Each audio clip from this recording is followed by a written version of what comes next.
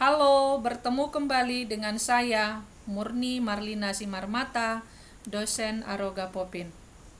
Pada kesempatan ini, saya akan menjelaskan materi tentang diksi. Apa itu diksi? Secara singkat, diksi dapat disebut sebagai pilihan kata atau pemilihan kata.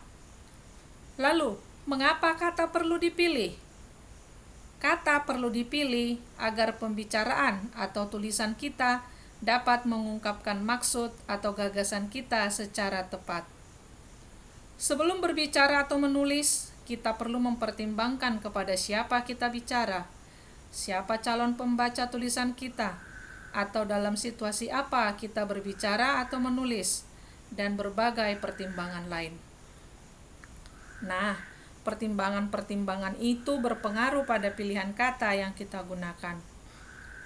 Pilihan kata yang kita gunakan ketika berbicara dalam sebuah forum ilmiah tentu berbeda dengan pilihan kata di ruang kelas. Pilihan kata yang kita gunakan ketika menulis cerita anak-anak tentu berbeda dengan pilihan kata ketika kita menulis cerita dewasa. Dan berbeda ketika kita menulis karya ilmiah.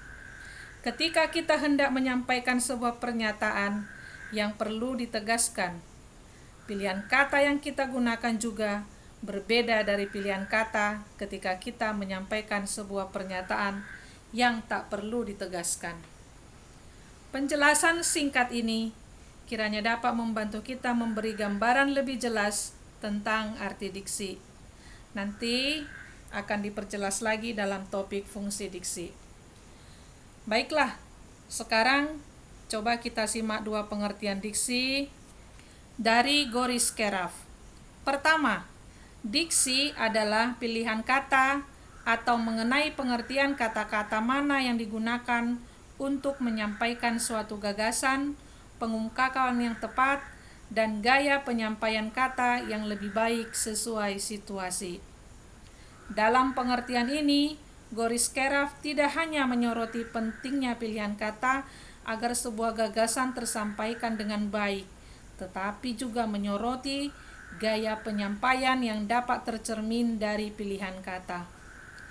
Goris Keraf barangkali merasa bahwa definisi yang dirumuskannya belum begitu lengkap untuk memberi pemahaman tentang diksi, sehingga merumuskan definisi kedua, yakni diksi merupakan kemampuan membedakan secara tepat nuansa-nuansa makna dari gagasan yang disampaikan dan kemampuan untuk menemukan bentuk yang sesuai dengan situasi serta nilai dari suatu rasa yang dimiliki kelompok masyarakat, pendengar, dan pembaca. Dalam pengertian kedua ini, Goris Keraf menyoroti kemampuan membedakan nuansa-nuansa makna. Kemampuan seperti itu akan membuat pembicara atau penulis bisa dengan tepat memilih kata untuk membentuk kalimat atau ungkapan yang tepat bagi pendengar dan pembaca dan sesuai dengan situasi pendengar atau pembaca. Untuk lebih jelas, mari kita simak pengertian diksi dalam Kamus Besar Bahasa Indonesia.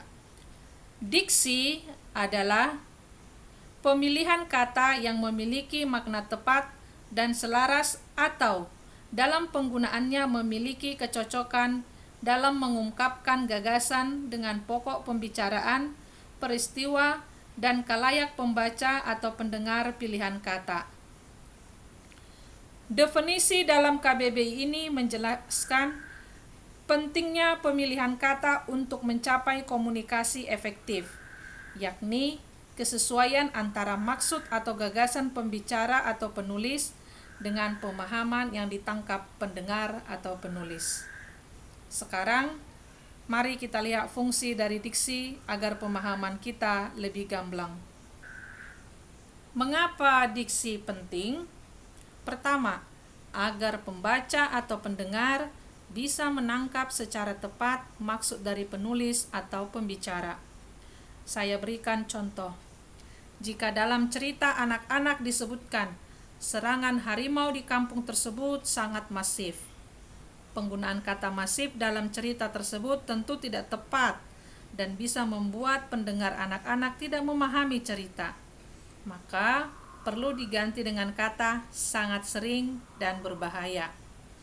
Kita lanjut fungsi yang kedua. Menciptakan aktivitas komunikasi yang lebih efektif dan efisien. Nah, di sini sekali lagi perlu ditegaskan pentingnya memperhatikan pendengar atau pembaca agar pilihan kata dapat disesuaikan dengan umur, tingkat pendidikan, latar belakang, sosial budaya, dan lain-lain.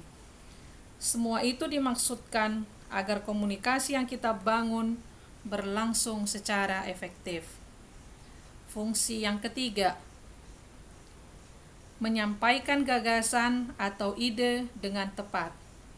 Ini sudah cukup jelas ya, karena hanya penegasan kembali dari penjelasan sebelumnya. Lanjut fungsi yang keempat, menjadi lambang ekspresi yang ada pada suatu gagasan.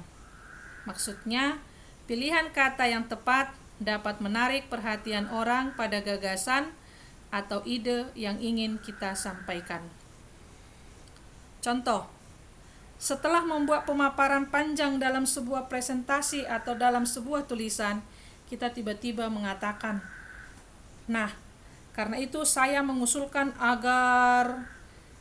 Jadi, kata "nah" di situ adalah sebuah pilihan kata yang mengekspresikan keinginan Anda agar audiens memberi perhatian lebih pada gagasan, usul atau ide yang Anda sampaikan tadi. Kita lanjut fungsi yang kelima,